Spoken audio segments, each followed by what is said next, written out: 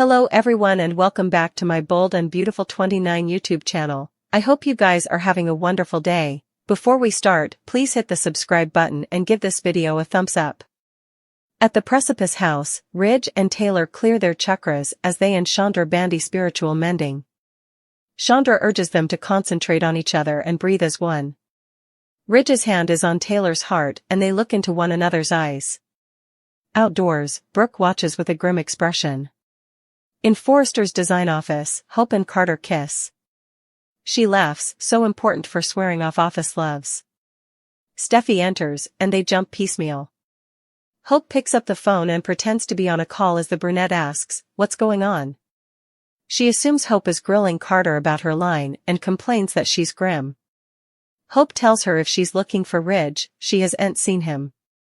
Steffi says he's with her mama. Hope says her mama doesn't have a problem with Ridge spending time with Taylor.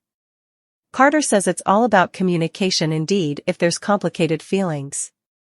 Tell the other person how you feel and see what happens, he says, looking at Hope.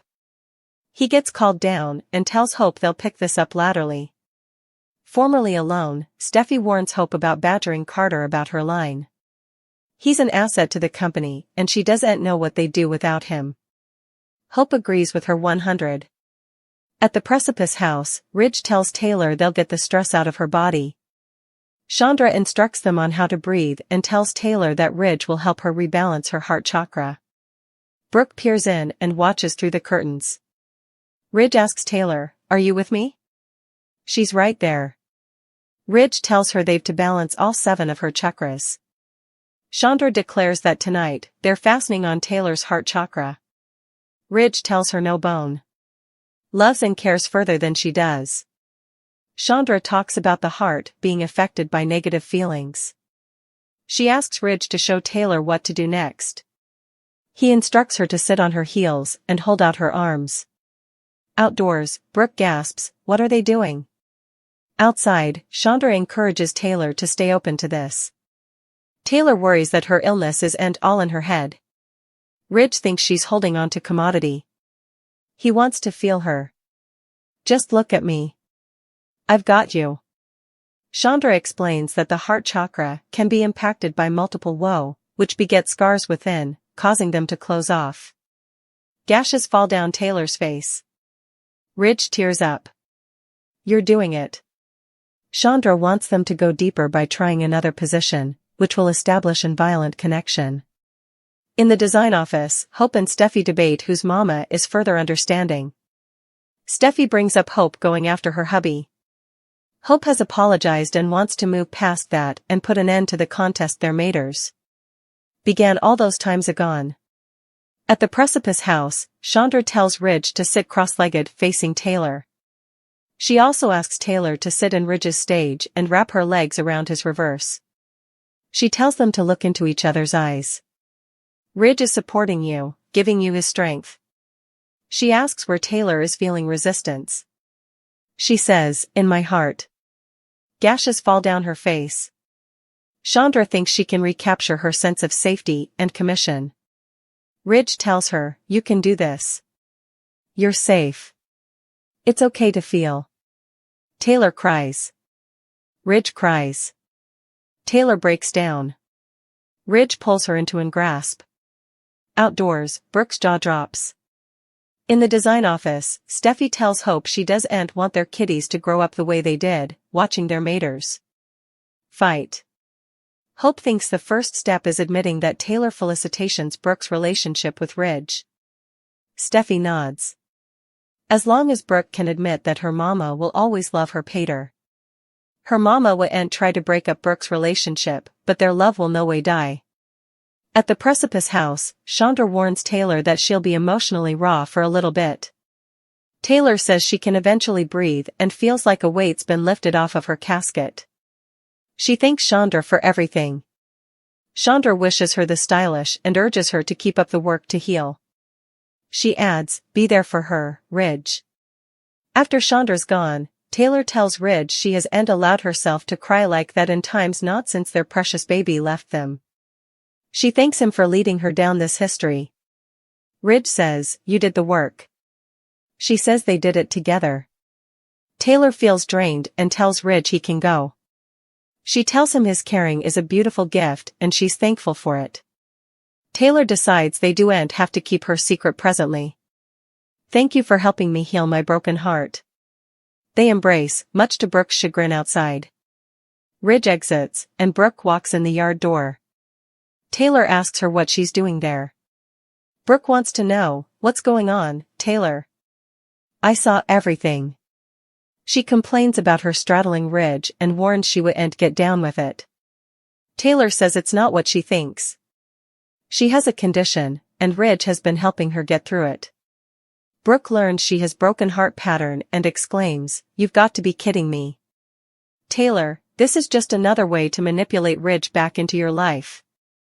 Halloween is just around the corner, so it wouldn't be long until everyone in Los Angeles is celebrating the spookiest night of the time.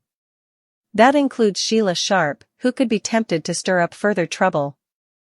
Bold suckers know Sheila claims to be a changed woman, but how long can she really stay on this reformed path?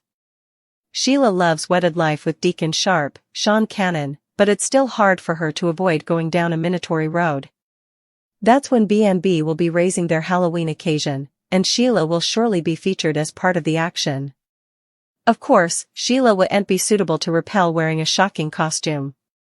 It looks like Sheila's choice of outfit will be a rather witchy one, which seems applicable considering her jest. Over the times, Il Giardino's business took a hit thanks to all the bad hype girding Tom Starr and Paul Hollister's fatal issues, so Sheila may view Halloween as a chance to produce some positive buzz. Sheila will be responsible for some creepy decorations at the eatery, so Deacon should be pleased once the place is all decked out. Cleric may hope that families will pop in for some pizza ahead of their trick-or-treating fun. That said, there'll also be plenitude of treats at Il Giardino, thanks to what Sheila comes up with. Then's where Sheila's troublemaker side may come out a bit, since some of the goodies will supposedly be rather ghoulish and gross. We've no doubt that Sheila will include some toe-themed foods since that's come a running monkey shine. They're no way going to let suckers forget that Sheila cut off her own toe to fake that bear attack. Naturally, all of this sounds like enough domestic way to spend Halloween, but B&B might be keeping a tight lid on the real Sheila marvels. It's possible Sheila's creepy vacation will lead to further than showing off her mischievous side in the kitchen. Whatever the case, it's good to know Sheila will indeed be part of the Halloween occasion that's in store. Our prognostications allude that Sheila's troublemaker tendencies are always going to be a problem, so we'll bring you updates on any disturbing news to come. Tune into a day drama, and there are generally many effects you can anticipate to see gorgeous people, heightened feelings, nail-smelling suspensors and, utmost reliably, a new occasion. But The Bold and the Beautiful is presently bucking tradition, raising what, in a way, quantum to repeats. On one side of the oil, the show has the Brooke/Ridge/Taylor triangular forming in a big way. And see 'em on. By now we've seen that story played out with this or that variation roughly a million times. Heck, it was indeed the whole thrust of the plot when the last Taylor recast came and went. On the other side of the oil, Bold and Beautiful has Liam trying to reunite with Hope for the umpteenth time, repeating a pattern that we all know by heart. Liam screws over. Liam regrets it. Liam begs for another chance. This time around, the story has the added wrinkle of Hope's out-of-nowhere passions for Carter. But how numerous other times has there also been a redundant player in the blend, a Wyatt or an Ivy or a Steffi? We see Aunt say we really loved Luna's bow, infrequently has a plot made lower sense. But one thing we will say for it's that it was changeable. The two current front-burner stories are so answered, they could virtually be cut and pasted into scripts. Ridge will marry Taylor to cure her broken heart, also when she's cured, he'll leave her like he always does, and go back to Brooke. Liam will move Hope to take him back, only for her to discover that her passions for Carter are as strong as their immediate and leave the waffler again.